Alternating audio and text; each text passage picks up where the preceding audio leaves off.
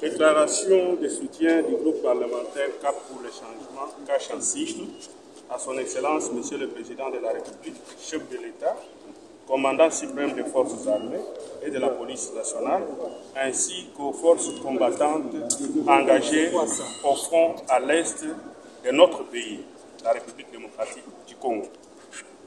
Nous, députés nationaux, membres du groupe parlementaire CAP pour le changement, cache en sigle, suivons avec une attention soutenue de près l'évolution de la situation sécuritaire de notre pays, précisément dans sa partie orientale, ainsi à l'issue de la réunion de ce jour, rendons publique la déclaration dont la teneur suit.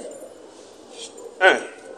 Déplorons et dénonçons sans réserve l'agression et les tueries barbares suivies des déplacements massifs imposés à nos populations par le Rwanda à l'est, particulièrement dans la cité de Bunagana et dans d'autres villages du territoire de Rutshuru déjà occupés par les hors-la-loi. 2. Soutenons sans embâche les efforts déployés par le président de la République, chef de l'État, commandant suprême des forces armées et de la police nationale, son Excellence Félix Antoine Tshisekedi Tshilombo et le gouvernement de la République, afin de rétablir par tous les moyens la paix et la sécurité dans cette partie du territoire national. Par la même occasion, exprimons notre soutien indéfectible aux forces armées et de défense qui se trouvent actuellement au front pour la défense de la partie et le recouvrement de la dignité du peuple congolais. 3.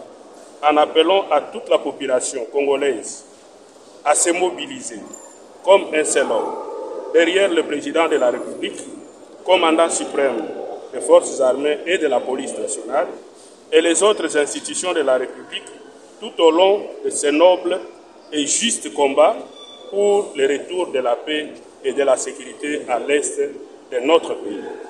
4. Fustigeons l'insensibilité de la communauté internationale et exigeons du Rwanda et de ses complices le retrait immédiat et sans condition de leurs forces armées actuellement dans notre pays sous le label du M23. 5. Saluons et encourageons la montée en puissance des FARDC sur toutes les lignes de front imposant aux forces ennemies une expédition punitive à la mesure de leur témérité, mieux de leur mésaventure.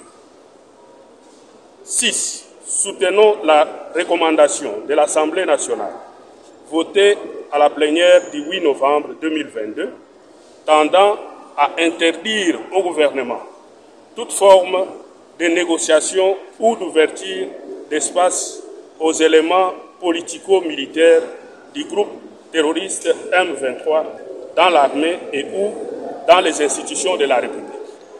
7. Enfin, encourageons les jeunes à intégrer les rangs des FARDC afin de doter notre pays d'une armée républicaine et dissuasive à court et moyen terme. Que vive la République démocratique du Congo, unie et indivisible.